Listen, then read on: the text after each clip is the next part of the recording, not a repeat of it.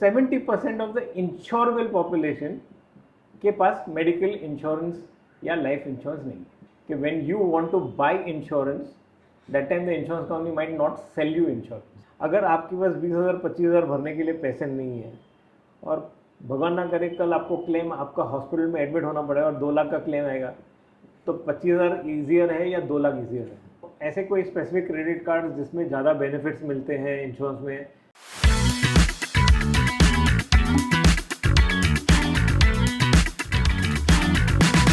Welcome back दोस्तों to another episode of beyond the mic podcast. आज हम बात करेंगे इंश्योरेंस के बारे में, क्योंकि हम भारत के इसे बहुत ज़्यादा नज़रअंदाज करते हैं। अब आप बोलोगे क्रेडिट कार्ड से हम इंश्योरेंस में कैसे घुस गए। 1 से 2 वीडियो पहले मैंने आप सभी से पूछा था कि क्या इंश्योरेंस के टॉपिक के ऊपर हमें एक वीडियो बनानी चाहिए, तो काफ़ी लोगों ने मुझे मोटिवेट किया। स्क्रीन पे आप ये देख सकते हो, बहुत लोगों ने कहा इस पर वीडियो ज़रूर बनाएं। अब दोस्तों ये जो टॉपिक है ये मेरा सब्जेक्ट मैटर एक्सपर्ट नहीं हूँ मैं इस पर, इसके लिए आज मैंने इनवाइट किया हूँ चेतन शाह सर को, जो 43 इयर्स से इंश्योरेंस के फील्ड में है और आज हमें वो बहुत कुछ बताएंगे। दोस्तों पॉडकास्ट एक ऐसा कंटेंट है, आप काम करते करते इसे सुन सकते हो, ज़रूरी नहीं है कि आप पूरा देखो। अगर आपको लगता है बड़ा कंटेंट है, आप पास इतना टाइम नहीं है, तो आप थोड़ा पॉज करके थोड़ा ब्रेक लेके देख सकते हो, मगर इसे मिस मत करना। आज हम बात करेंगे types of insurance, insurance claim कैसे करते हैं, इंश्योरेंस सेलेक्ट करना कैसा चाहिए। तो please do not miss this video. चलो अब इस वीडियो का हम स्टार्ट कर देते हैं। सब्सक्राइब करना मत भूलना। Chetan sir, welcome to the podcast. जानना चाहेंगे कि how did you get into the insurance? Hi Sadiq, how are you? I am good sir, आप कैसे हैं? बस मैं तो बढ़िया हूँ सादिक। जैसे आपने बताया कि मैं इस इंडस्ट्री में कैसे आया, मेरे फादर LIC में मैनेजर थे एंड मैं बहुत शौक से उनके पीछे पीछे साथ में घूमता था। तो उनके साथ में घूमता था तो मेरे को अच्छा लगता था लोगों को मिलना, लोगों से इंटरेक्ट करना। तो उस चक्कर में मैं इंश्योरेंस इंडस्ट्री में आया and now it is become my career. Oh, तो सर अभी आई थिंक मैंने कुछ रिसर्च जो किया है, आपके हिसाब से कितने लोग जो है आज इंडिया में इंश्योर्ड नहीं है अप्रॉक्सीमेटली, अगर देखा जाए? देखो ऐसे देखने जाएंगे तो स्टैटिस्टिक्स जो है अलग अलग एजेंसीज के अलग अलग फिगर आते हैं, बट मोर और लेस आप देखोगे तो approximately around 70% of the insurable population यानी जो इंश्योरेंस ले सकते हैं, जिनको कोई प्रॉब्लम नहीं है। अगर किसी को कैंसर है तो उसको पॉलिसी नहीं दे सकते। अगर किसी को हार्ट प्रॉब्लम है या ऑलरेडी हार्ट अटैक हो चुका है या उनको बाईपास हो चुका है तो उनको पॉलिसी नहीं दे सकते। तो 70% ऑफ द इंश्योरेबल पॉपुलेशन के पास मेडिकल इंश्योरेंस या लाइफ इंश्योरेंस नहीं है। अच्छा, ऐसा भी होता है? तो नॉर्मली लोगों की टेंडेंसी क्या होती है कि अब मुझे किसी को XYZ पर्सन को बीमारी होगी तो बोलते चलो यार फटक से मैं अपना इंश्योरेंस निकाल देता हूँ, कल को कुछ हो जाता है तो मुझे इसका बेनिफिट मिलेगा। That's it. तो दैट्स हाउ इंश्योरेंस का ये जो माइंडसेट है लोगों का ऐसा है, ऐसा मतलब हाउ डू यू नो कि it's time to get insured now? देखो generally is a saying in हमारे इंश्योरेंस इंडस्ट्री में, देयर इज अ सेइंग कि when you want to buy insurance that time the insurance company might not sell you insurance. Oh, क्योंकि when you want to buy that means you are not well या you are sick. अच्छा, तो insurance तभी आपको नहीं मिलेगा। अगर आपको कोई बीमारी नहीं है, कुछ नहीं है, तब आप इंश्योरेंस लो तो आपको इंश्योरेंस मिलेगा। तो अगर कोई आपको बीमारी आती है और उसके बाद आप सोचते हो कि मैं अभी इंश्योरेंस लेना चाहिए, तब इंश्योरेंस आपको नहीं मिल सकता। तो there are lot of restrictions के कब आप पॉलिसी ले सकते हो और कब नहीं ले सकते हो। तो अगर मेरे को डॉक्टर बोलता है कि आपको अभी 2 महीने में आपको ऑपरेशन करना है, कि अभी आपको पेट में दुख रहा है तो हर्निया का ऑपरेशन करना है, तो बहुत लोगों को पता नहीं है कि there are waiting conditions on the policy कि फर्स्ट ईयर में हर्निया, सेकंड ईयर में hernia is not covered, hernia is covered third year on the policy, kidney stone is not covered. तो डॉक्टर लोगों को भी पता नहीं, डॉक्टर लोग भी उनको लगता है कि पेशेंट को बोल दिया तो वो भी पॉलिसी, पर पॉलिसी में वेटिंग कंडीशंस होते हैं तो उनको नहीं मिलता है। सर एक मजे की बात मैं बताना चाहता हूँ आपको यहाँ पे कि 2020 में, ये अपना तजुर्बा है मेरा, कोविड काफ़ी धूम से चल रहा था, तभी तक मेरे पास मेडिकल इंश्योरेंस नहीं था, मैंने ब्रेक ले लिया था फॉर वॉट एवर रीजन। मैंने सोचा यार कोविड चल रहा है तो लेना चाहिए, बिकॉज गॉड फॉरबिड अगर हो जाता है तो क्या करेंगे। मैंने पॉलिसी ली, 31st डे पे आई वॉज डायग्नोज फॉर, मतलब जब चेक किया था मुझे कोविड हो चुका था। लकीली पॉलिसी स्टार्ट होकर 30 डेज एंड एक दिन ऊपर हुआ, तो जब मुझे हॉस्पिटलाइज किया गया तो वो टाइम पे ऐसा पंगा था कि कोविड नया था, तो मेरा कुछ 1,80,000 का बिल आया था। उसमें से इंश्योरेंस ने तभी स्टार केयर का था मेरे पास, I think star right, star health का इंश्योरेंस था। तो उन्होंने मुझे अराउंड 85 to 90,000 का कवरेज दिया, बाकी जो 40-50,000 वो मेरे पास नहीं थे। I want to thank my dad on the camera, उन्होंने मुझे बेल आउट किया, he help me with the balance amount.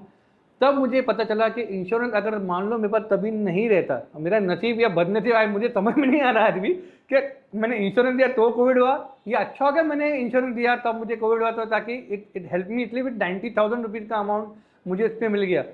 तो ये ऐसा भी होता है, it was my good luck bad luck I don't no, but I had at least coverage of 90,000 rupees. तो ये ऐसा सीन था sir. That is another problem in India कि इंडिया में सुपरस्टिशन बहुत ज़्यादा है। लोग बोलते हैं कि मैंने इंश्योरेंस लिया और मैं बीमार हो गया, मेरे दादा ने इंश्योरेंस लिया और मेरे दादा गुजर गए। इट इज़ नॉट कि इंश्योरेंस लिया उसके लिए गुजर गए, ऐसे ही दादा की उम्र हो गई थी तो गुजरने थे तो गुजर गए। बट लोग हैं जो ऐसे इंडिया में मानते हैं। Mohinder Amarnath used to carry a red handkerchief in his pocket, batting करने था। वैसे ही बहुत लोग हैं जो इंश्योरेंस में ऑब्जेक्ट, उनको ऐसा है कि सुपरस्टिशन है कि ऐसा करने से, पॉलिसी लेने से मेरे घर वाले में, लोगों की बात करते हैं, फैमिली, मेरे खुद के फैमिलीज में भी है।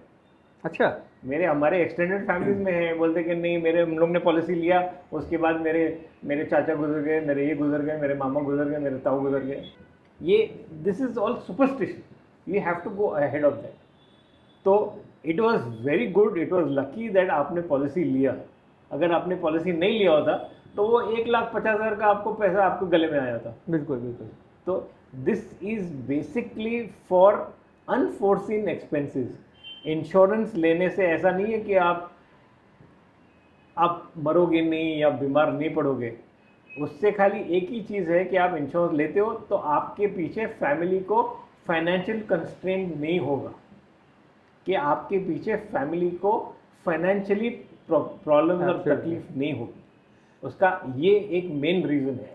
सर ये आपने ना पॉइंट जो भी बताया ना, एक रिसर्च और मेरे दिमाग में आया जो मैं कुछ दिन पहले पढ़ रहा था ऑनलाइन, कि on an average in India a common man, a middle class man is just one hospital bill away from bankruptcy। मतलब अगर किसी के ऊपर मेडिकल बिल आ जाए, कोई मिडिल क्लास आदमी के ऊपर, तो उसका पूरा जो सेविंग की जमा पूंजी पूरी फिनिश कर सकता है, पूरा खत्म हो सकता है।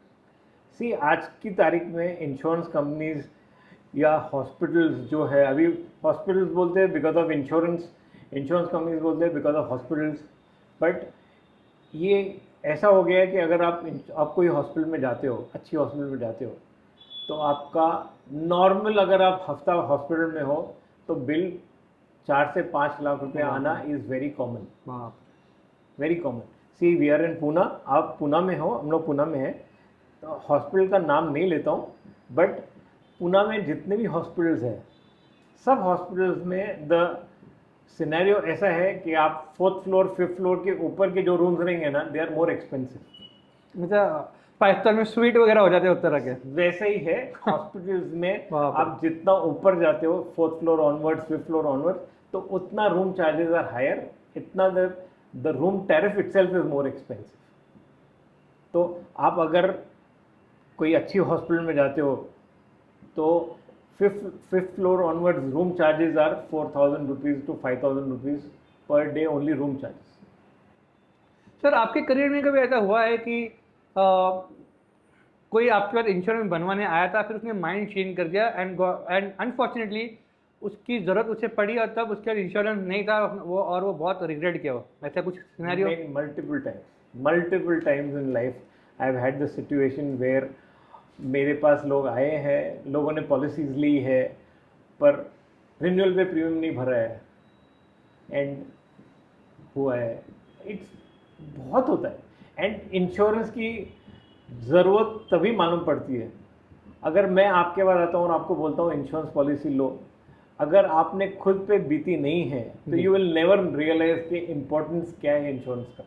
अगर आप खुद कभी बीमार पड़े नहीं हो या आपके घर में कोई बीमार नहीं पड़ा है, हॉस्पिटलाइज नहीं हुआ है, तब तक आपको खुद पता नहीं चलेगा कि व्हाट इज़ द नीड और what is the importance of health insurance और लाइफ इंश्योरेंस। बाप रे बाप रे। Season we just spoke about, हमने अभी बात की कि किसी का अगर इंश्योरेंस, जैसे कि आपने कहा कि किसी का इंश्योरेंस जस्ट एक्सपायर हो गया और बाद में मेडिकल बिल आ गए, तो अब जिन लोगों का इंश्योरेंस एक्सपायर हो जाता है और वो भूल जाते हैं कि भाई हमने रिन्यू नहीं किया है और उन्हें उसके बाद रिन्यू करना है, तो क्या क्या कॉम्प्लिकेशन है या क्या स्टेप्स इसमें इन्वॉल्व होते हैं? देखो, अगर आपका पॉलिसी आपने टाइम पे रिन्यू नहीं की है तो इंश्योरेंस कंपनी के पास राइट है आपसे मेडिकल लेने के लिए या आपको एक फॉर्म भरवाने के लेने के लिए। It's called good health questionnaire, good health declaration. कि वो डिक्लेरेशन लेते हैं आपसे कि आपको कोई तकलीफ नहीं है, कि आपका कोई मेडिकेशन चालू नहीं है अभी, या आपको कुछ ना कुछ इन बिटवीन ये जो पॉलिसी आपका जब से लैप्स हुआ से अब तक आपके पास आपको कोई तकलीफ नहीं हुई थी और आपको कोई रीज़न से डॉक्टर के पास जाना ना पड़े या आपको कोई दवाई लेनी नहीं है, कोई मेजर डिजीज वगैरह, मेजर डिजीज आई नहीं है उस बिटवीन। क्योंकि अगर कुछ आता है तो इन बिटवीन तो insurance company has the right to reject your policy और to charge you a loading. कि आपका अगर प्रीमियम 100 रुपया है तो कंपनी बोलेंगे आपका 100 रुपया प्रॉब्लम प्रीमियम है, बट बिकॉज आपको ये प्रॉब्लम है तो आपको प्रीमियम 120 रुपये देना पड़ेगा। ओके। तो ये इस रीज़न से इंश्योरेंस आपका कंटिन्यूशन में हो, ये इम्पोर्टेंट होना चाहिए। तो आई थिंक काफ़ी सिमिलर, अगर किसी का 2 व्हीलर या 4 व्हीलर का इंश्योरेंस लैप्स हो गया तो वो घर पे आके फोटो निकालते वीडियो, क्या एक्सीडेंट नहीं हो गया, कुछ नहीं हो गया। सिमिलर थिंग इज दैट आपको गुड हेल्थ डिक्लेरेशन देना पड़ता है या आपको मेडिकल करवाना पड़ता है, ओके, या आपको मेडिकल टेस्ट करवाने पड़ते हैं। ये that is the same thing as आप जो आपका कार का या 2 व्हीलर का आप जो फोटो निकालते हो कि दिखाने के लिए कि प्रूफ है कि मेरा कोई एक्सीडेंट नहीं हुआ है, गाड़ी बरोबर है, वैसे ही ये मेडिकल जो है और डॉक्टर का डिक्लेरेशन है या आपका डिक्लेरेशन है दैट अगर कुछ होता है तो I am in good health. क्योंकि अगर वो गुड हेल्थ डिक्लेरेशन देने के बाद अगर आपका कुछ होता है तो इंश्योरेंस कंपनी आपको क्लेम देने से ना मना कर सकती है। क्योंकि अगर इन बिटवीन कुछ हुआ है तो दे कैन से दैट हम लोग आपको क्लेम नहीं देंगे क्योंकि ये आपको पहले नहीं था, अब आया है और हमको पॉलिसी रिन्यू नहीं कर सकते। That is the reason why आपका इंश्योरेंस कंटिन्यूटी होना इज वेरी इंपॉर्टेंट। तो कई लोग क्या करते हैं, 1-2 साल मेडिकल इंश्योरेंस लिया, फिर लगा रहे हैं हमें कुछ होने वाला नहीं, फिर 1 से 2 साल और ब्रेक लेके देन फिर they get back to get the insurance के चलो आप ले लेते। एक बार आपने लेना शुरू कर दिया तो लाइफ लॉन्ग इसे परस्यू करना चाहिए, करेक्ट? करना तो चाहिए। देखो, मैं वो नहीं बोलूँगा कि आपने करना चाहिए ही कि नहीं, पर अगर आपको इंश्योरेंस का बेनिफिट लेना है कि भगवान ना करे कि अगर खुदा ना करे कल आपको तकलीफ हो तब आपको उसका बेनिफिट हो, तो उसके लिए आपके पास इंश्योरेंस पॉलिसी कंटिन्यूशन होनी चाहिए। मोर लाइक सुरक्षा कवच। यस, अगर नहीं है तो कैसे करोगे? करेक्ट। अगर कल आपके पास आपकी कार इंश्योर्ड नहीं है, आपने बोला कि मैं 2 साल से मैंने इंश्योरेंस किया है, कुछ हुआ नहीं, तो अगले 2 साल में इंश्योरेंस नहीं करता हूँ, तभी एक्शन होगा। Very true. खुद कुछ होके ऐसा कुछ बोल के कुछ नहीं होता है ना। बिल्कुल बिल्कुल।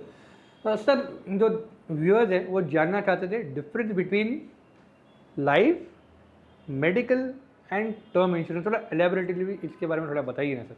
देखो, लाइफ इंश्योरेंस टर्म जो कवर है, term is part of life insurance, okay, और health insurance is mediclaim. Okay. तो ये दोनों अलग अलग कंपनी है, they both come under different, दोनों अलग अलग इसमें आते हैं, अम्ब्रेलाज में आते हैं। लाइफ इंश्योरेंस के खुदा ना खास्ता अगर मुझे कुछ हो गया और मैं मर गया तो मेरे फैमिली को मिलेगा पैसा, एक्स अमाउंट जो सम इंश्योर्ड होता है, एक्स अमाउंट नहीं, सम इंश्योर्ड होता है। अच्छा, अगर समझो मेरे 1 करोड़ की पॉलिसी है तो 1 करोड़ रुपए मिलेगा, पर अगर या मेच्योरिटी हो गया तो मेच्योरिटी वैल्यू मिलेगा।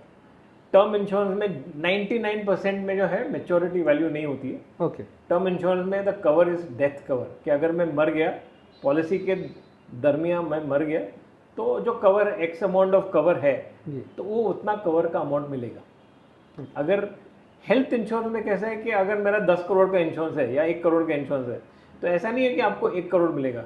हेल्थ इंश्योरेंस में अगर मैं हॉस्पिटल में एडमिट होता हूँ तो जो हॉस्पिटल का खर्चा है हाँ। वो खर्चा उन लोग insurance company will pay. Okay. Most of the company अभी जो पॉलिसीज़ है, जो नई जनरेशन की पॉलिसीज़ है, अभी पॉलिसीज़ में बहुत चेंज आ गया है, बहुत ज़्यादा चेंज आ गया।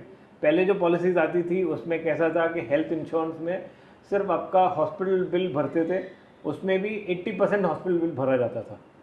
अगर लाख रुपए का बिल आता था तो 80,000 कंपनी देती थी। अभी जो पॉलिसीज़ है, नई जनरेशन की जो पॉलिसीज़ है, उसमें 99.5% is what the insurance companies पे। बट ऐसा है कि अभी जो आपको, अगर समझो खीर में जितना शक्कर डालोगे उतना मीठा होगा, तो जितना आप एड ऑन राइडर्स लोगे, उसमें अलग अलग राइडर्स आते हैं, अलग अलग ये आता है। तो राइडर क्या है, what is the rider? Riders है जिसमें है, जिस अभी टर्म्स एंड कंडीशन वगैरह? नहीं, टर्म्स एंड कंडीशंस नहीं है, riders are add ons to the policy. अगर जो बेसिक पॉलिसी है, अच्छा, तो मान लो मैं आइसक्रीम खा रहा हूँ, मतलब उस पर चेरी लगाओ, उस पर चॉकलेट डालो, क्रीम डालो, वो डालो, तो एड ऑन जो हम जितना उसके ऊपर करते हैं। हाँ, तो एड ऑन में है आपके पास जैसे सेफगार्ड है, तो हॉस्पिटल सेफगार्ड है जिसमें आपको जो भी कंज्यूमेबल्स है, जैसे cotton, gauze, injection, gloves, disposables जो है, दे आर ऑल कवर्ड। फिर देयर इज राइडर आता है कॉल्ड हॉस्पिटल कैश, कि आप जितने दिन अगर हॉस्पिटल में एडमिट हो तो per day you get over and above your hospital bill for out of pocket expenses. Cash allowance? हाँ, cash allowance you get 3,000-4,000 rupees per day, that वो over and above hospital bill. क्योंकि ये out of pocket expenses होते हैं hospital में admit होते हो तभी, वो उसका हिसाब नहीं होता। अगर आप हॉस्पिटल में एडमिट होते हो तो सिर्फ हॉस्पिटल का बिल नहीं होता, आपके घर वालों का भी खर्चा होता है, खाना गाना, रिक्शा, ये वो सब होता है, उनका खाना, उनका आपका डाइटिशियन का charges. The insurance company don't pay for dietitian charges. Okay. तो ये सब चीज़ें उसमें कवर हो जाती है। तो उसके लिए बहुत सी ऐसे राइडर्स भी है, जैसे राइडर आता है जिसमें अगर आपके पास कोई अभी ऑलरेडी एग्जिस्टिंग प्रॉब्लम हो जी, जैसे आपको डायबिटीज़ हो या हाइपरटेंशन हो, तो नॉर्मल पॉलिसीज में कवर स्टार्ट्स आफ्टर 3 years और 4 years for that problem. But अभी पॉलिसीज ऐसी भी आई है जिसमें 31st day onwards everything is covered. वो राइडर में योर एग्जिस्टिंग का जो प्रॉब्लम है दैट इज अवॉइडेड, और उसको नज़रअंदाज करके, पर उसको मेंशन करना ज़रूरी है। वो मेंशन करने के बाद वो 31st डे से उसका राइडर का प्रीमियम होता है। ओके। यानी अगर समझो प्रीमियम 10,000 है आपका पॉलिसी का, तो राइडर का प्रीमियम और 1,000 रुपये और 500 रुपये होगा, बट उससे आपका cover start from the 31st day onwards. Okay, जैसा मेरे केस में हो गया था। राइट। नहीं, वो तो that's a normal policy. But अगर आपको एड ऑन की बात कर रहा हूँ, अगर समझो आपको ऑलरेडी डायबिटीज है, हाँ, या थायराइड है, या हाइपरटेंशन है, तो वो अगर आप मेंशन करते हो और आप वो राइडर लेते हो तो 31st डे से आपका उसका वो एग्जिस्टिंग एलिमेंट का भी कवर। ओके, तो इन नटशेल में मैं व्यूअर्स को ये बताना चाहता हूँ कि समझो मान लो मैंने एक नॉर्मल पॉलिसी ली, XYZ, चलो डायबिटीज 2 मिनट के लिए पकड़ लेते हैं, तो वो इनिशियली अगर नॉर्मल पॉलिसी होगी तो शायद डायबिटीज का कवर 1 साल बाद स्टार्ट हो, नहीं 2 साल 3 साल के बाद तो हाँ 2 साल 3 साल बाद हो। मगर अगर मैंने उस पर एड ऑन ले लिया, राइडर दे लिया कि नहीं मुझे इस पर इमीडिएट कवरेज चाहिए, तो वहाँ पे फिर वो राइडर मेंशन करके आएगा कि भाई 31st डे ऑनवर्ड इसमें ये बंदे को इसका कवरेज देना शुरू करो। उसका प्रीमियम थोड़ा बढ़ जाता है, but at least you are covered. Yes. Okay. Sir, एक सवाल किसी ने मुझसे आपसे पूछने के लिए कहा कि how much insurance is good insurance, मतलब एज वाइज, मतलब मिडिल क्लास बोलो या कोई थोड़ा अपर ब्रैकेट में आता है, तो मतलब कितना इंश्योरेंस जो है आज के ज़माने में एक बंदे के बाद ऑन एन एवरेज कितना insurance, how much should you be insured for? अगर ऐसा आप देखो, ऐसा कोई मापदंड नहीं है कि इतना इंश्योरेंस होना चाहिए या इतना, बट डिपेंड्स कि आप कौन सी जगह पर रहते हो, आप कहाँ रहते हो। अगर आप पूना में रहते हो या बॉम्बे में रहते हो, तो पूना और बॉम्बे में जो हॉस्पिटल में जो डिफरेंस है, अगर आप कोई भी इंश्योरेंस कंपनी के पास जाते हो इंडिया में, ऐसे जो मेडिकल इंश्योरेंस कंपनीज है, आप सब कंपनीज में metro cities and non metro cities का प्रीमियम में फ़र्क है। अच्छा, ये भी है? ये भी फ़र्क है, क्योंकि मेट्रो सिटीज़ में ये हॉस्पिटलाइजेशन के जो चार्जेस है वो ज़्यादा है।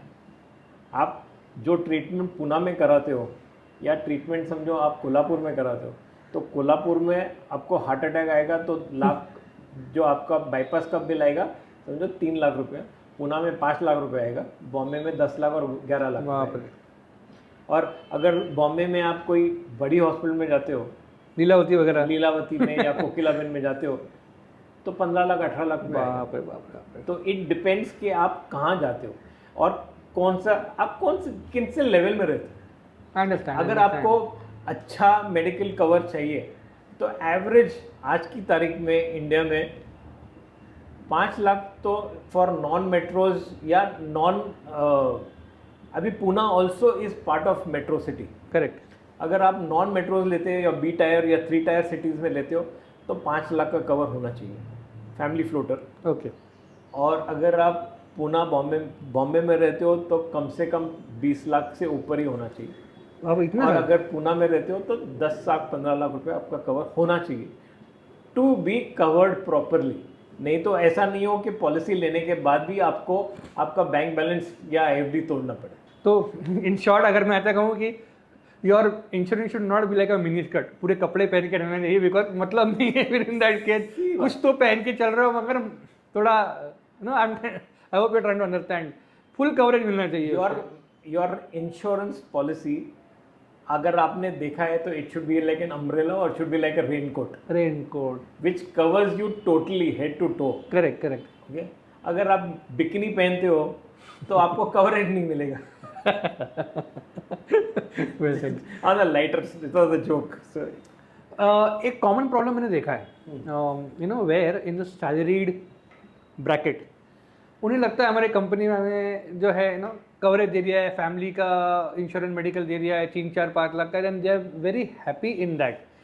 3 साल पहले क्या हुआ था, 3 से 4 साल पहले या चलो 4 से 5 साल के दरमियान की बात करते हैं, मेरे जो ब्रदर इन लॉ थे सडनली जब वो गोवा से आए ही कंप्लेन ऑफ चेस्ट पेन, बोले यार मैंने कुछ तो खा लिया सी फूड तो मुझे एसिडिटी हो रही है, बहुत ही हो रहा है।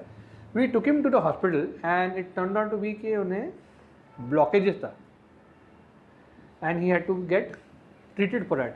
उनकी कंपनी का जो कवरेज था that was only 3 lakh and इसका बिल वो टाइम पे 4 साल पहले की बात कर रहा हूँ, I think it was 5.5 lakh. He had to shell out more 2.5 lakh from his saving.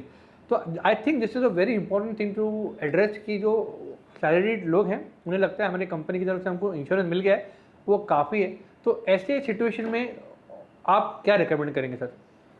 देखो, इंश्योरेंस जो है जो कंपनीज का कॉर्पोरेट एम्प्लॉयज़ के लिए जो इंश्योरेंस प्रोग्राम होता है जी, वो यू शुड ऑलवेज हैव आपका पर्सनल इंश्योरेंस होना ही चाहिए।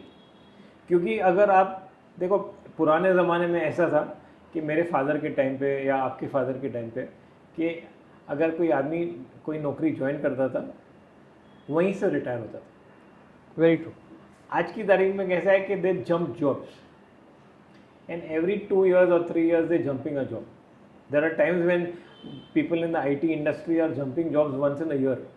ओह, तो अगर आपने जॉब छोड़ दिया तो यार पॉलिसी एंड्स लैप्सेस। अच्छा लैप्स हो जाती है। यस, एंड अगर आप by the time you join your new company and you start your this thing, और उसमें भी ऐसा होता है कि when you join your 2 months and 3 months on probation, that time your policy is not there. अगर in between कुछ होता है तो you will not have a coverage and you will have to pay it from your own pocket, which people don't realize. आज की तारीख में people don't, मैंने आपको पहले भी बोला कि जब तक आप बीती नहीं होता है तब तक you don't realize the importance of insurance. Understand, मुझ पे बीती है तो मैं बिल्कुल इससे वाकिफ़ हूँ कि अगर उस time again repeating the same thing but again to reinforce कि अगर कोविड के टाइम में मेरे पास इंश्योरेंस नहीं होता तो 1.5 लाख सीधा मेरे जेब से चला जाता। जस्ट गॉट इट लकी थी थोड़ा। 100%. तो ये बहुत इंपॉर्टेंट मुद्दा था बिकॉज सैलरीड लोगों को लगता है यार हमारे पास जो है वी हैव। हाँ, आई थिंक सैलरीड में जो अपर क्लास है like MDs and VPs and all, उनका इंश्योरेंस कवर काफ़ी स्ट्रांग होगा इन टर्म्स ऑफ बड़ा इंश्योरेंस अमाउंट होगा, मगर people at the normal level या एम्प्लॉय उनका insurance is not enough to cover in case of any medical emergency. See, it is never a cover enough. Cover is never enough क्योंकि insurance देखो जो companies देती है that is part of the compulsory जो उनको देना पड़ता है, and it comes at a cost. CTC में ऐड हो गया था। CTC में ऐड हो गया था। हाँ। तो वो कैसा है कि हर कंपनी में वो कॉस्टिंग देख के आपको देंगे। आपको ऐसा तो नहीं है कि आपको 1 करोड़ का इंश्योरेंस दे देंगे, क्योंकि 1 करोड़ का इंश्योरेंस देना है तो उसको कॉस्टिंग आएगा। तो they will not give you that kind of a policy. वो पॉलिसी कितना देंगे, जो उतना वो अफोर्ड कर सकते हैं और उनको CTC में वो आ सकता है उतना। तो यू हैव टू, आपको आपकी खुद की इंश्योरेंस पॉलिसी अलग से लेना ज़रूरी है। इट इज़ अ मस्ट, क्योंकि अगर वो नहीं है और इन बिटवीन अगर कुछ होता है, यू क्विट जॉब्स और यू चेंज जॉब्स, तो it will come to you very bad. बाप रे। सर एक बहुत मज़ेदार कमेंट आया था मेरे एक वीडियो पे। एक बंदे ने कहा था कि सर हम लोग इंश्योरेंस इसलिए नहीं लेते कि इंश्योरेंस का क्लेम सेटल होता नहीं, आधा टाइम हमको क्लेम सेटल करके देते नहीं है इंश्योरेंस कंपनी, और लेते भी तो हमारे जेब से ऊपर पैसा जाता है। तो लोगों का मानना है कि insurance is more of a hassle then a shield और अ प्रोटेक्शन टू यू। तो लोग क्यों ऐसा समझते हैं कि इंश्योरेंस एक हैसल है, लिए तो उसका जो प्रोसेस है क्लेम का, इसका मिलेगा नहीं मिलेगा, मिलेगा तो कितना उसके पीछे पापड़ बेलने पड़ेंगे। तो आप कुछ नहीं, वो एक मैंने आपको पहले बताया ना कि पहले के ज़माने में लोग बोलते थे कि मैंने पॉलिसी, मेरे दादा ने पॉलिसी ली, उसके लिए वो गुजर गए। वैसा ही है, इंश्योरेंस कंपनीज में क्लेम लेना आसान है। अगर आपने ब्रेक नहीं है पॉलिसी में, अगर आपका कोई प्रॉब्लम नहीं है, आपने अगर डिक्लेयर जो किया है वो सही डिक्लेयर किया है, तो कोई इंश्योरेंस कंपनी आपको क्लेम देने में कभी तकलीफ़ नहीं देती है। कोई इंश्योरेंस कंपनी, मैं नहीं बोल रहा हूँ कि कोई कंपनी अच्छी है कोई कंपनी ख़राब है, सब कंपनीज में कोई कंपनी आपको तकलीफ़ नहीं देती है क्लेम देने। बट ज़्यादातर लोग क्या करते हैं, मेरे को डायबिटीज़ है, पर वो मेंशन नहीं करते, क्योंकि मेंशन करेंगे तो वो कवरेज नहीं देंगे या प्रीमियम बढ़ा देंगे, तो उससे वो बोलते हैं नहीं मेरे को कोई तकलीफ है ही नहीं। और अगर मैं एडमिट होता हूँ तो डॉक्टर बोलता है कि 5 साल से डायबिटीज़ है और पॉलिसी आपने 2 साल पहले ली है, तो automatically comes into non disclosure, तो उस चीज़ में आपको तकलीफ आती है। वो ये बहुत इम्पोर्टेंट बात है सर। ये जो चीज़ है, आप अगर आप का जो फॉर्म भरते हो उसमें अगर आप इंफॉर्मेशन सही देते हो तो आपको कभी तकलीफ नहीं आती है। कोई भी कंपनी आपको तकलीफ नहीं देती। ये आपने, अगर आप मेरे को बोलोगे कि कौन सी कंपनी के पास इंश्योरेंस लेना चाहिए, हाँ, तो सर सब कंपनीज अच्छी है, कोई कंपनी ख़राब नहीं होती। जो कंपनी में आपका एजेंट आपको प्रोवाइड कर सकता है प्रॉपर बैकअप या support, that is the company that you should take a policy from. खाली एक ही प्रॉब्लम है कि कुछ कंपनीज में आपको, और जो कंपनीज में आपको ये इन्फॉर्मेशन नहीं मांगते, बोलते कि हर चीज़ कर भी क्लाइंट को लेके आओ, वो कंपनी में आपको क्लेम नहीं मिलेगा। ओके। बट जो कंपनीज आपको पॉलिसी लेते वक्त 100 सवाल पूछेंगे ना, वो कंपनी आपको आसानी से पॉलिसी में क्लेम दे देंगे। तो इट इज़ एज सिंपल, आप अब्रॉड से आ रहे हो, आपने सोना लाया, आप कस्टम को बोलेंगे मेरे पास सोना नहीं है, मगर जब आपका बैग स्कैन होगा उसमें सोना निकलेगा तो फिर प्रॉब्लम होगी। आपने डिस्क्लोज नहीं किया था मगर आपके पास सोना है। तो वेरी, आई थिंक ये बहुत सिमिलर, यहाँ पे भी आप कितना भी छुपा मगर जब ऐसा कुछ सिचुएशन आता है तो हिस्ट्री निकलती है और they will definitely come to know कि भाई ये आपने हमसे ये पर्टिकुलर आपका डायबिटीज़ है या हाइपरटेंशन है या बीपी आपने हमसे छुपाया था। आपने अगर, क्योंकि आपका हॉस्पिटल में जब आप एडमिट होते हो तो डॉक्टर आपको पूछता है, आप तभी आप तो पोजीशन नहीं होगे कि जवाब देने के, तो आपकी फैमिली को पूछता है कि इनको कुछ तकलीफ थी, तो आपकी बीवी बच्चे बोल देंगे कि आपके फैमिली वाले बोल देंगे कि हाँ वो 5 साल से डायबिटीज़ की गोली ले रहे हैं या 10 साल से उनको हाइपरटेंशन है, तो वो हिस्ट्री में आ जाता है non case of. Okay okay, कि नॉन केस ऑफ, उनका एक मेडिकल टर्म है, इट इज़ K/O//C,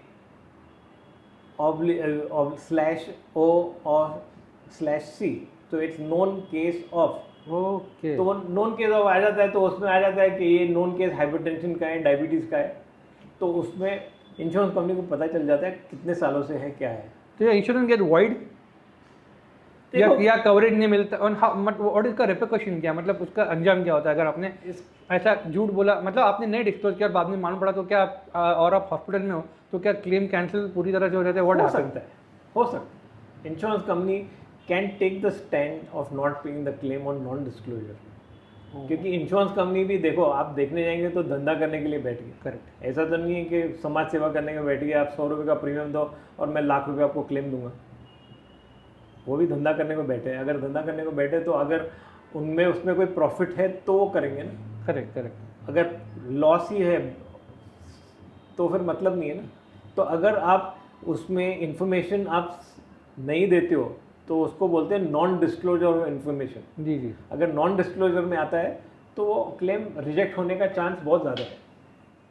इसीलिए लोग कहते हैं मेरा इंश्योरेंस डिनाई हो गया, रिजेक्ट हो गया, ऐसा हो गया, तो ये सारी चीज़ें ध्यान में नहीं रखते and they want to blame the insurance company. Yes, देखो 99% जैसे है ना, वो आप जैसे सेइंग कि आप लॉयर के पास जाते हो, आप डॉक्टर के पास जाते हो, तो आप डॉक्टर को और लॉयर को सही इन्फॉर्मेशन दो तो वो आपका केस कर सकता है। सिमिलरली आप इंश्योरेंस कंपनी के पास जाते हो, आप पूरा इन्फॉर्मेशन सही दो तो आपको क्लेम मिलने में कोई तकलीफ नहीं होगी। अगर आपने कोई इन्फॉर्मेशन छुपाई तो फिर वो देयर इज़ अ चांस कि आपको क्लेम नहीं मिले। सर एक बात ऐसी है कि आज हम ऑनलाइन ज़माने में जी रहे हैं, तो everything we want to buy online. सब्जी हो गई या दूध हो गया, फिर खाना मंगवा लेते हैं। तो लोग आज इंश्योरेंस भी ऑनलाइन ले रहे हैं। There lot of website apps that give you Aggregators है। एग्रीगेटर जो है आपको ईजी एक्सेस देते हैं। आपने डिटेल डालना है और आपको इंश्योरेंस कभी कभी PDF फॉर्मेट में आता है। एक टाइम था जब वही लिटिल बैग तब एजेंट हुआ करते थे जो आपको घर पे आके समझाते थे ऐसा है ऐसा ऐसा है। तो online versus agent, what is your view? I mean which is a good approach, मतलब क्या कह सकते हैं इसके बारे में? सी, अगर देखने जाए तो मैं नहीं बोलूँगा कि जो ऑनलाइन इंश्योरेंस है वो ख़राब है, बट अगर कल आप if you are not in a position, you are incapable, Okay. आप हॉस्पिटल में एडमिट हो, डिफ़िकल्टली ऐसा हो जाएगा कि आपको जो वाइफ को पता नहीं होगा क्या है, फैमिली को पता नहीं होगा, तो वो कहाँ जाएगा, किसके पास कांटेक्ट करेगा? ये जो ऑनलाइन कंपनीज है, it's not that they are bad, ऐसा नहीं है कि कोई प्रॉब्लम है, बट कंफर्ट जोन आपका है क्या नहीं, that is the important thing. See, आज अगर कोई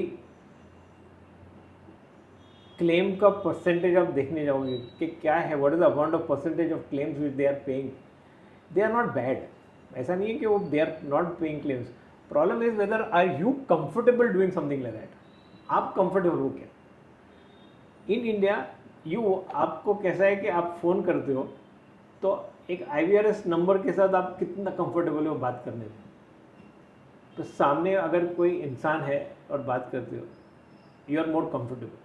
तो सिमिलरली अगर एजेंट है तो ही इज़ योर इंटरमीडिएरी, वो in between go to person है, तो that is the comfort zone. अगर आप you are comfortable dealing with a non go to person, then the aggregators are equally good. ऐसा नहीं है कि कोई प्रॉब्लम है, but 90% of people don't prefer aggregators yet in India. That is the people.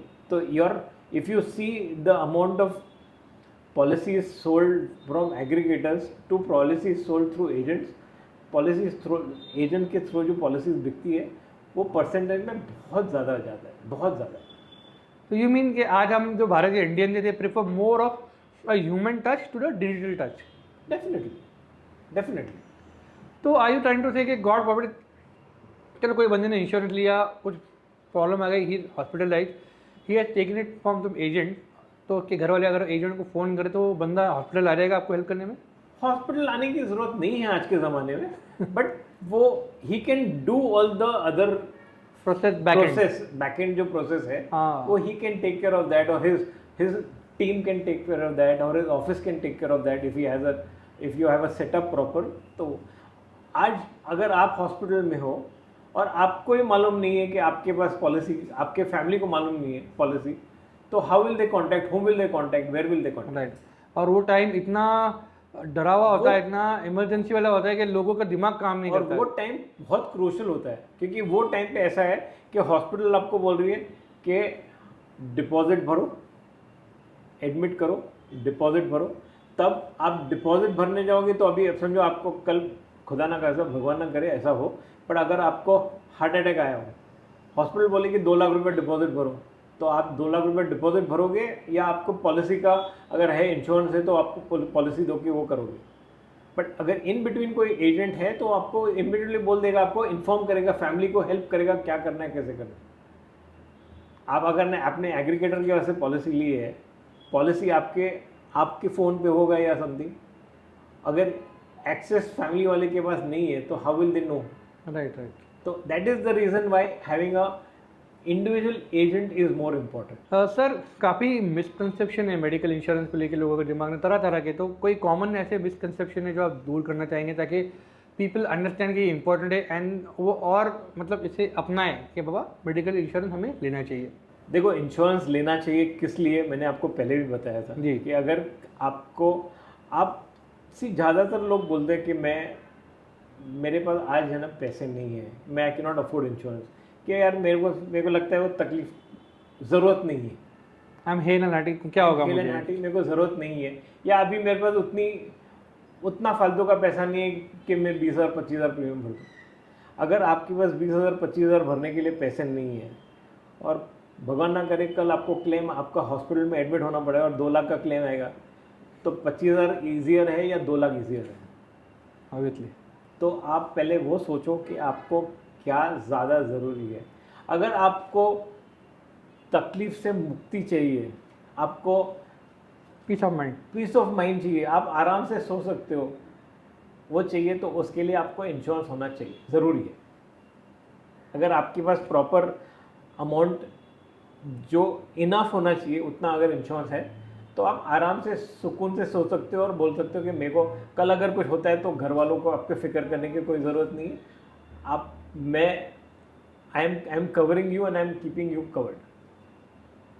ये मैं मिसकंसेप्शन की बात कर रहा हूँ, मतलब जैसे कि गलत फहमियाँ क्या 90% ऑफ द गलत फहमियाँ वही होती है कि मेरे को इंश्योरेंस की ज़रूरत नहीं है। हाँ। पर कोई चीज़ बोल के नहीं आती है। राइट। सिंपल एग्जांपल है कि जब सुनामी आई थी, बोल के आई थी क्या सुनामी आने वाली है? लाखों करोड़ों का नुकसान हुआ था, किसी को पता था कि सुनामी आने वाली है? सर बीमारी छोड़ो, गॉड फॉरबिड राह चलते आपको किसी ने ठोक दिया, आप नीचे गिर गए, आपको हॉस्पिटल लेके जाना पड़ा, क्या करोगे?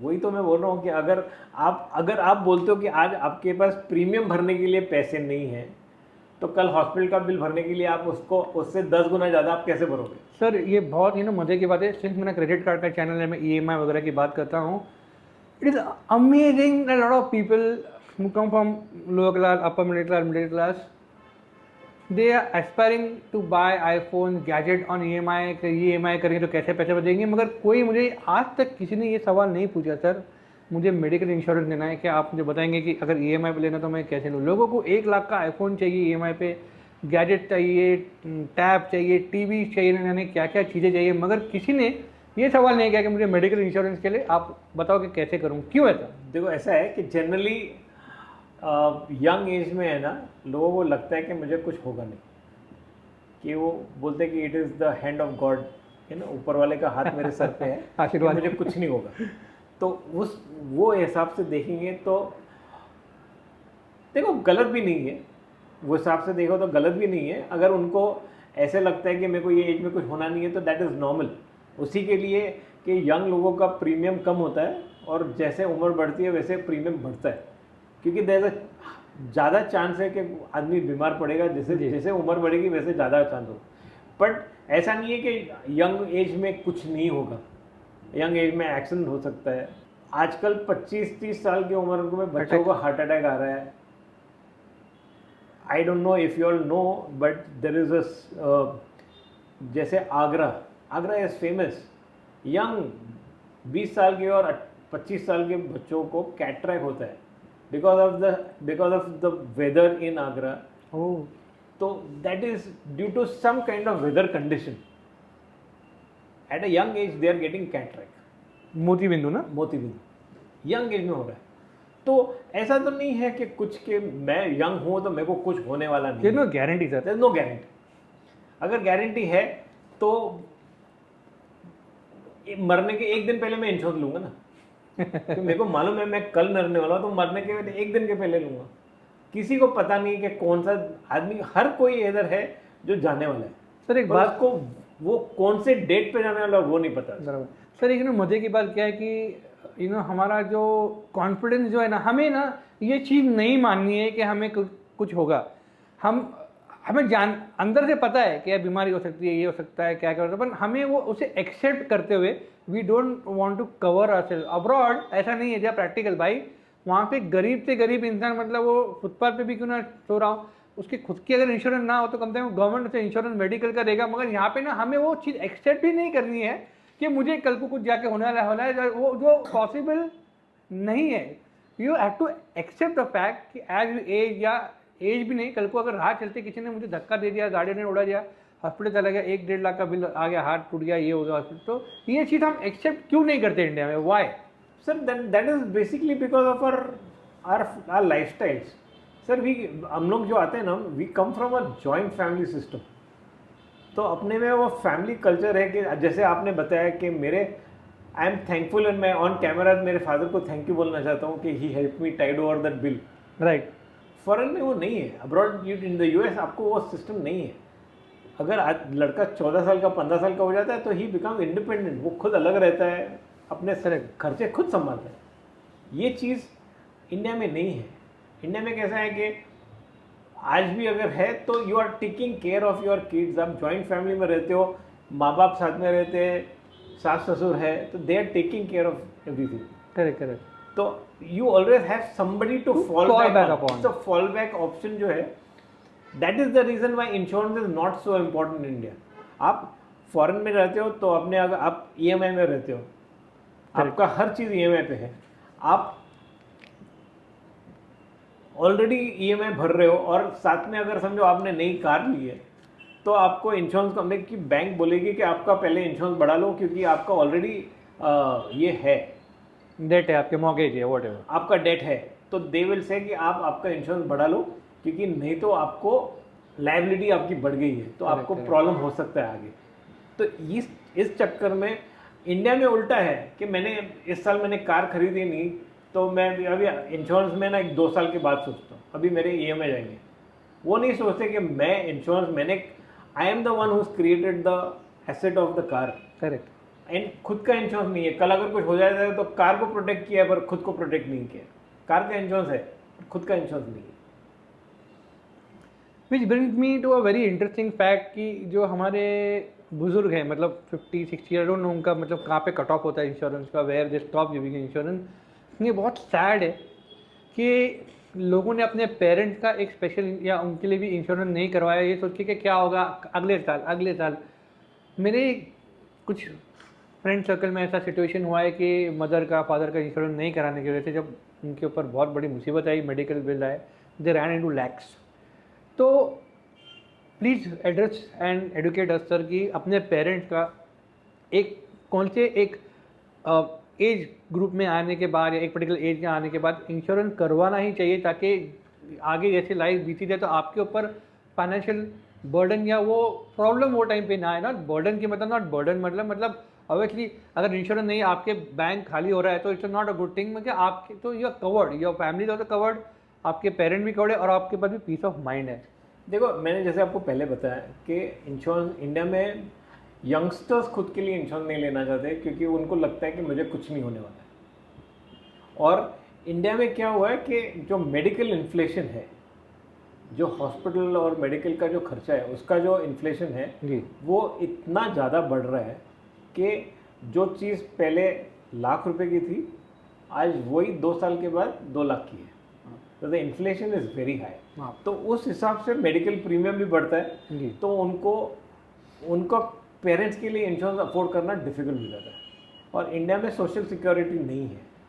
अब इंडियन गवर्नमेंट ने पॉलिसी स्टार्ट की है for senior citizens, for state ने स्टार्ट की है पॉलिसीज़, बट अभी तक वो पॉलिसीज़ का डेफिनेशन इतना क्लियर नहीं है।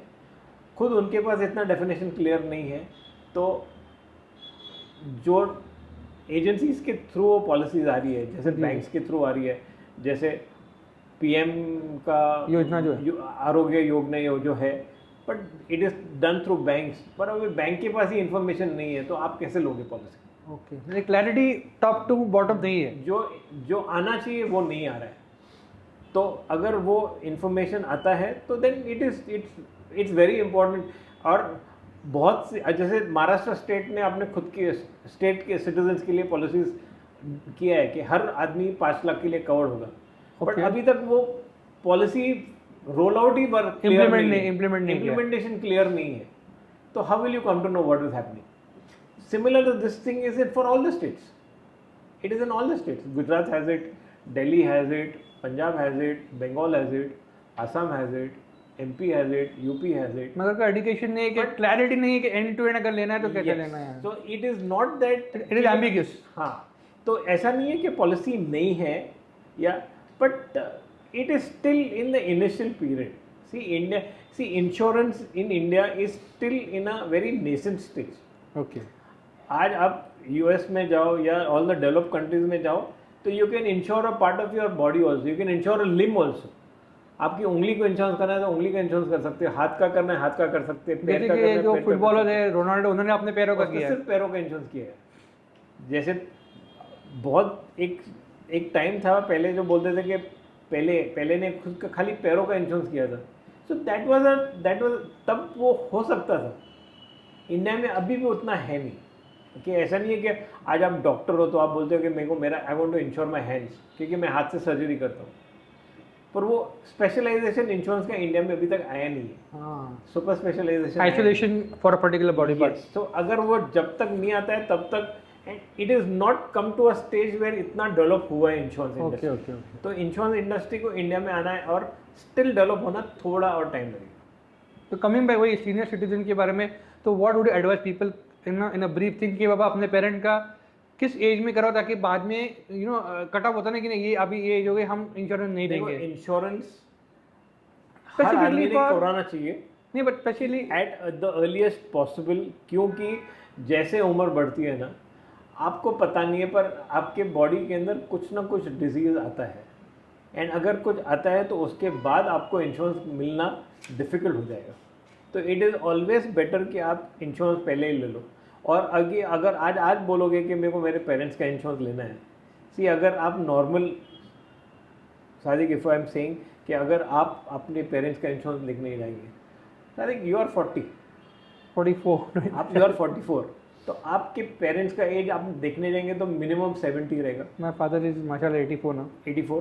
तो अगर मैं आपको खाली एग्जांपल दे रहा हूँ, नॉर्मल चाइल्ड और फादर में 25 से 30 साल का फ़र्क होता है। करेक्ट। तो अगर 25-30 साल का फ़र्क होता है, 30 साल का एज समझो लेता हूँ, तो योर फादर इज 70-75। अगर 75 में इंश्योरेंस लेना है तो इट इज़ वेरी एक्सपेंसिव, बहुत ज़्यादा महंगा है। तो उससे बेटर क्या बिल ही भर दो आप। नहीं, इससे ज़्यादा बेहतर नहीं है कि बिल भरो, पर अगर आपने पहले से लिया होता तो मिलेगा।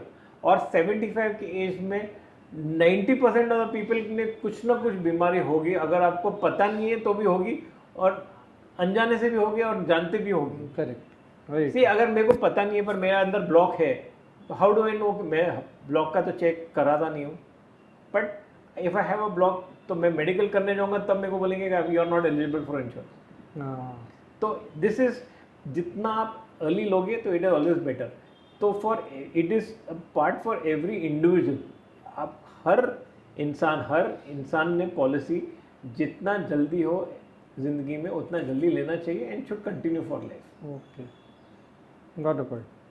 सर एक बंदा हॉस्पिटलाइज हो जाता है हॉस्पिटल में, तो what is the right way of initially claiming कि जब हॉस्पिटलाइज होने के टाइम पे ही आपने डॉक्यूमेंटेशन क्या क्या सबमिट करना चाहिए ताकि स्मूथ हो प्रोसेस और बाद में कोई धक्कम धुक्की या हैसल यहाँ से वहाँ भागना ना हो, तो क्या what is to be kept in mind? देखो मैंने आपको पहले भी बताया कि देयर इज़ नो प्रोसेस कि ऐसा कोई कंपनी आपको तकलीफ नहीं देती है क्लेम में जी। अगर आपने इन्फॉर्मेशन सही दिया है तो।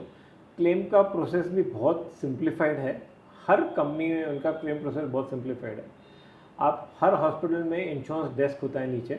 ओके, हाँ यही जानना चाहता हूँ कि इंश्योरेंस डेस्क होता है, वो इंश्योरेंस डेस्क के वो आपका आईडी होता है, जनरली आधार कार्ड या पैन कार्ड जी, आपका पॉलिसी का कॉपी होता है। Okay. आपका प्रीवियस मेडिकल हिस्ट्री कुछ हो तो वो लगेगा, और हॉस्पिटल के डॉक्यूमेंट्स होते हैं। वो हॉस्पिटल डॉक्यूमेंट्स इंश्योरेंस कंपनीज को इंश्योरेंस डेस्क फॉरवर्ड करती है और that is the normal claim.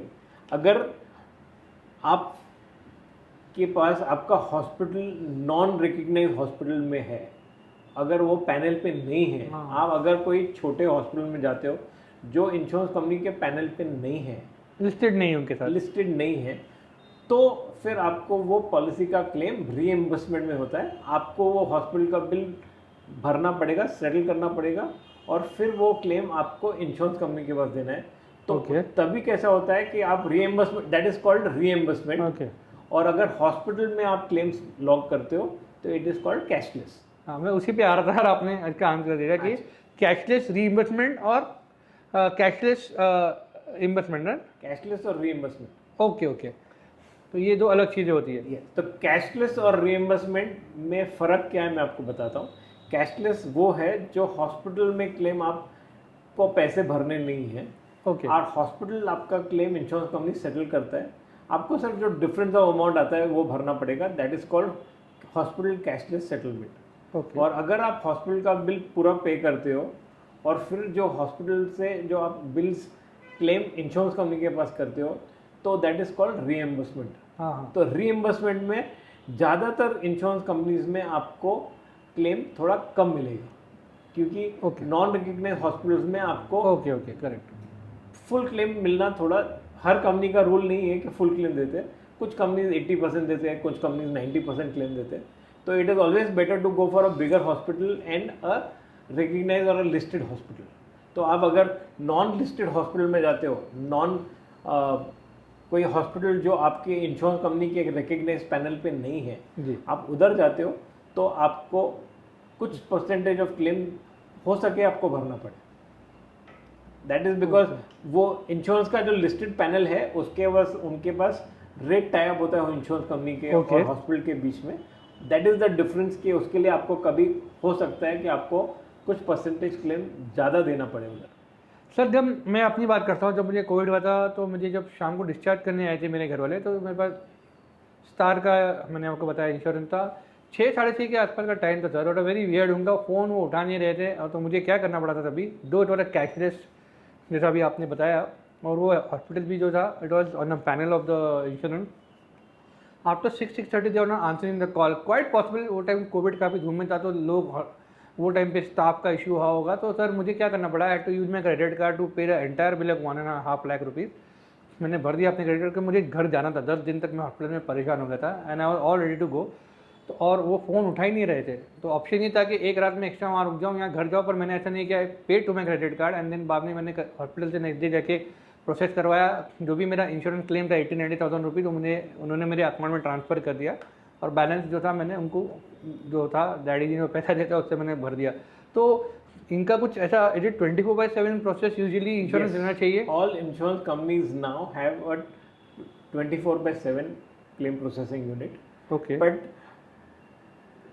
कुछ कंपनीज में होता है कि कभी जो टाइम लैग होता है वो 3-4 घंटा होता है, 5 घंटा होता है। ओके, जो जनरली आज की तारीख में इंश्योरेंस कंपनीज को गाइडलाइंस है गवर्नमेंट ऑफ इंडिया से कि claim processing should happen with in 1 hour और 2 दे कम अंडर IRD है क्या? IRD, all insurance companies come under the regulation of IRD, insurance regulatory department, development authority.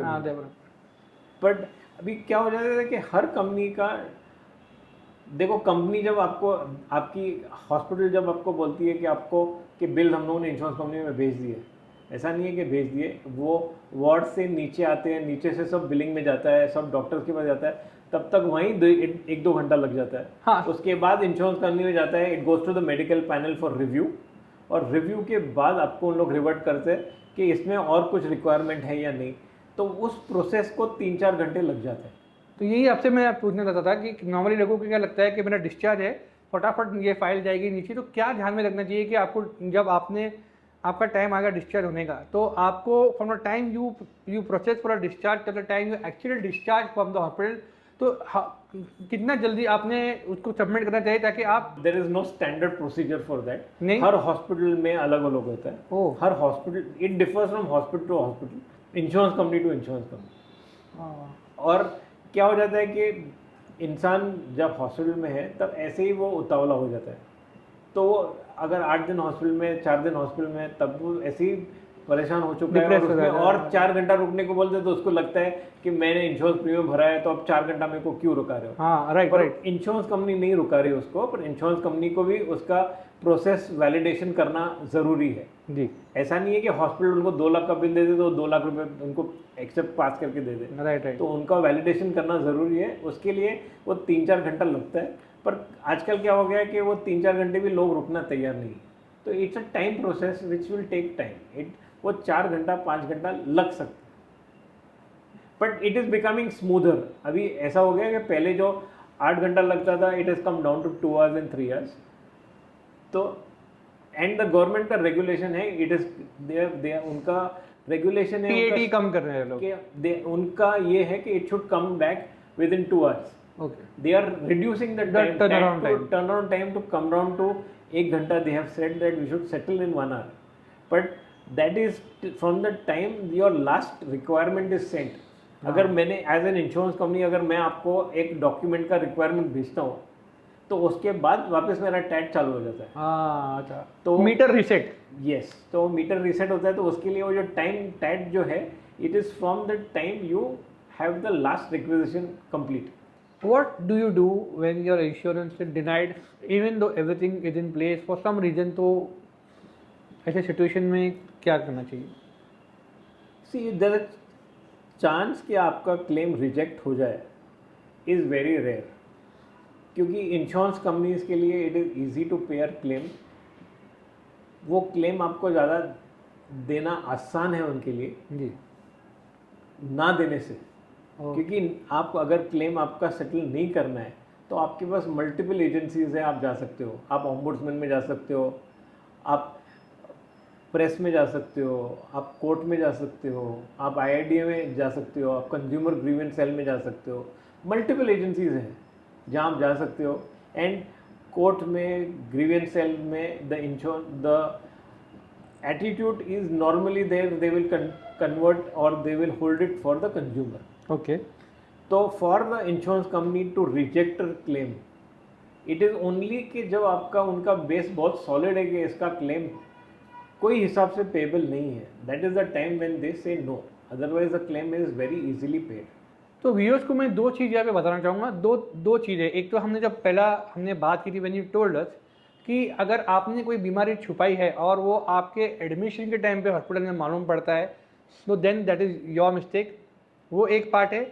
Second part में जो precision के साथ आपसे पूछना चाह रहा था कि जब एवरीथिंग इज ओके, हॉस्पिटल ने आपसे कहा कोई प्रॉब्लम नहीं, डन, आप मेडिकल के थ्रू, आप क्लेम के थ्रू आपका हो जाएगा, उसके बावजूद अगर डिनाई होता है तो I was talking about that part. तो आपने वही बोला कि there are multiple agencies, but देखो 99% claim insurance companies will pay आपको, क्योंकि अगर क्लेम नहीं दे रहे हैं तो the reason is very clear कि इसका क्लेम देने में कोई मतलब ही नहीं है।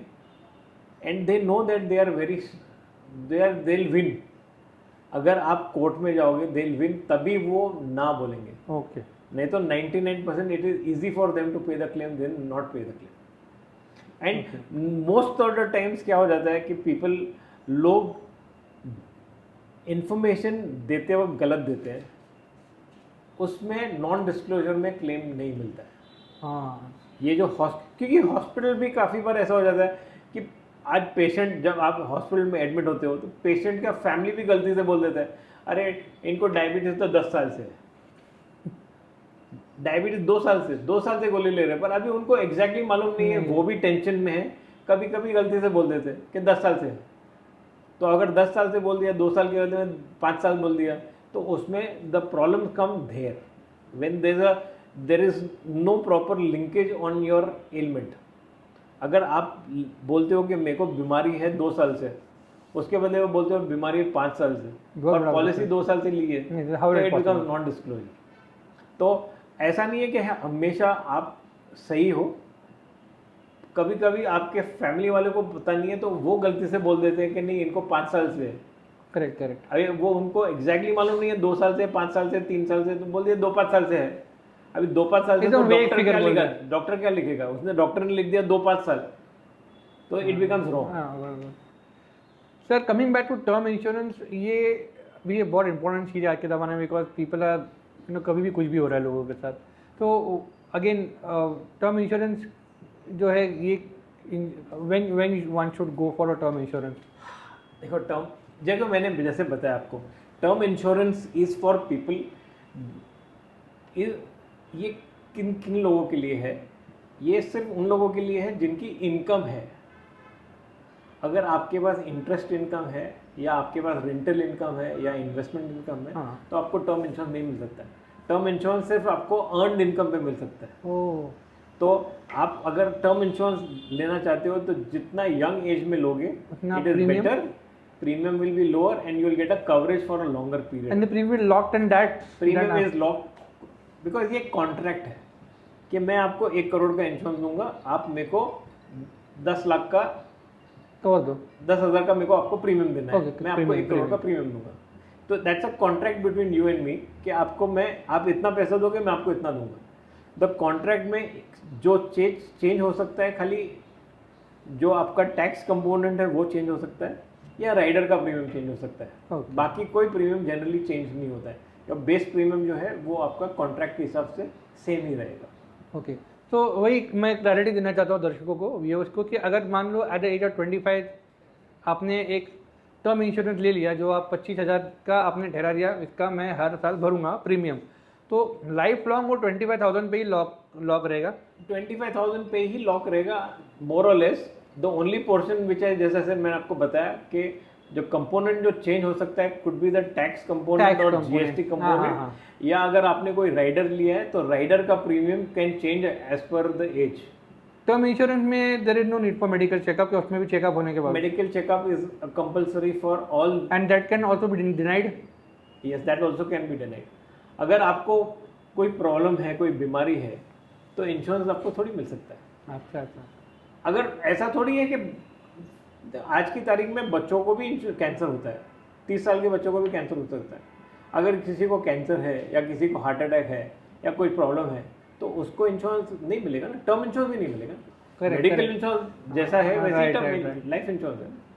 Term and life are more और सेम, या कुछ फाइन लाइन है दोनों के बीच में? टर्म इंश्योरेंस जो है वो लाइफ का जो अम्ब्रेला है उसी में आता है। उसी में आता, हाँ हमने बात की थी। जो लाइफ में अलग अलग पॉलिसीज आती है, इंडोमेंट पॉलिसीज आती है, यूलिप आती है, टर्म आता है, होल लाइफ आता है। अच्छा, उसी में आता है, उसी में आता है। तो जैसा इसमें अलग अलग पॉलिसीज आती है, इन्वेस्टमेंट पॉलिसीज आती है, सेविंग्स आती है, पेंशन आता है, वो मेडिक्लेम में कैसा आता है कि यू हैव कैंसर इंश्योरेंस है, मेडिकल इंश्योरेंस है, पर्सनल एक्सीडेंट इंश्योरेंस है, क्रिटिकल इलनेस है, that all comes into medical insurance.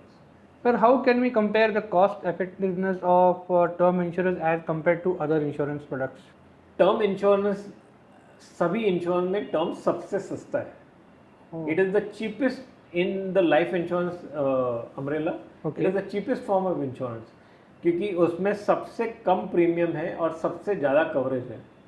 अगर आप देखोगे एट 25 साल की उम्र में अगर आप लेते हो तो अंदाजे 1 करोड़ का इंश्योरेंस आएगा 10,000 रुपया, अंदाजे से। I am just giving a broad park figure, broadly 10,000 रुपये प्रीमियम आएगा तो 1 करोड़ का इंश्योरेंस आएगा टिल द एज ऑफ 80 और 85।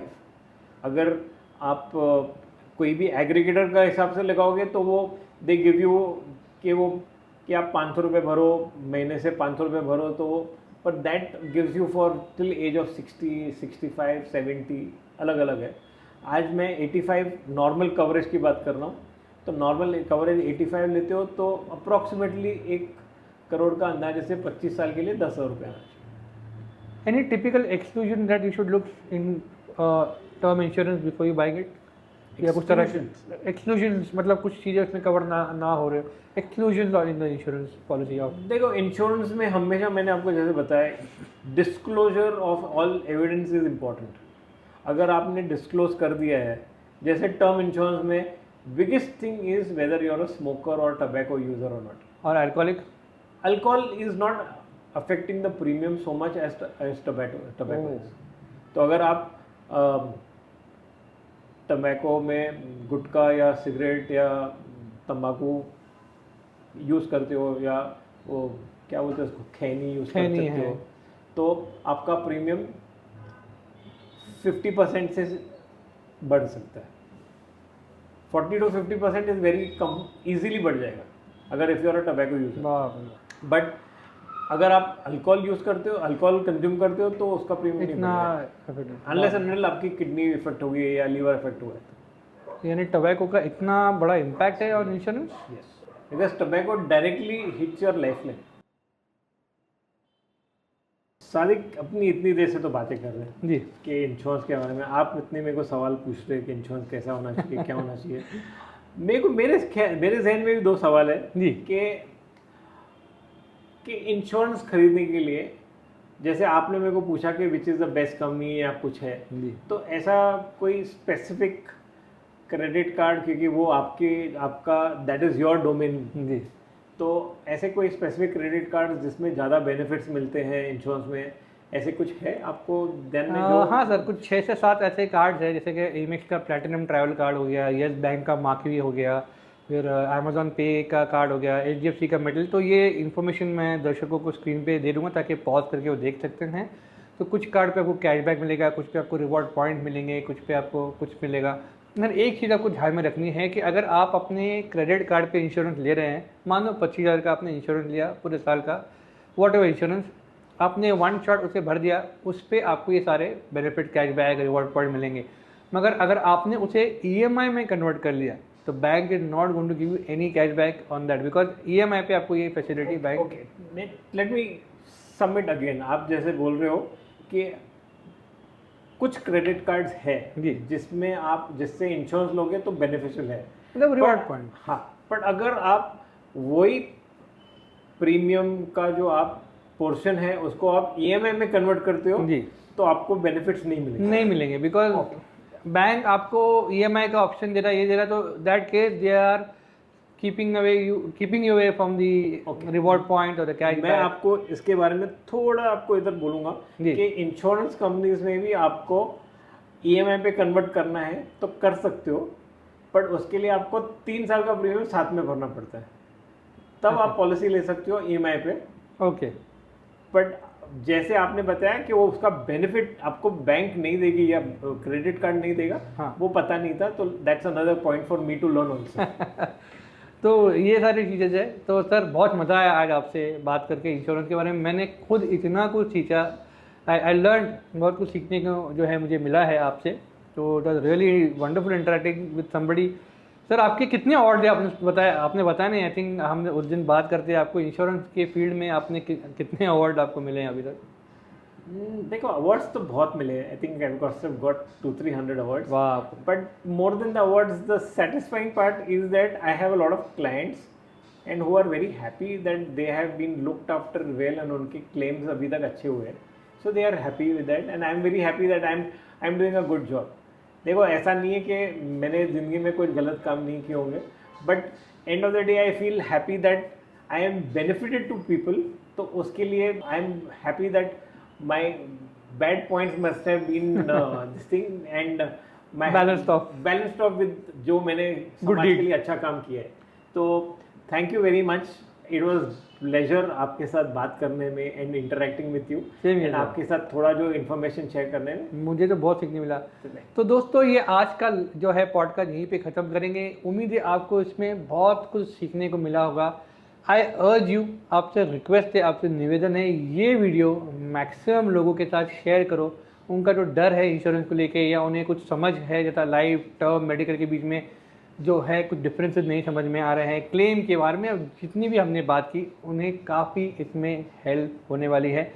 और आगे मैं आपके लिए लाने वाला हूँ मॉड्यूल छोटे छोटे, कि अगर आपको इंश्योरेंस कहीं से लेना है, खरीदना है, चाहे वो लाइफ हो, मेडिकल हो, टर्म हो, 2 व्हीलर हो, 4 व्हीलर हो, उस पर भी अलग अलग मॉड्यूल में आपके लिए अभी लाने वाला हूँ बहुत जल्द, जिसमें आपको एंड टू एंड पूरा प्रोसेस समझाऊंगा और आप इंश्योरेंस इजीली ले सकते हो। इतना ही आज के वीडियो में दोस्तों, हम जल्द मिलेंगे, जी हाँ, एक दूसरे वीडियो में।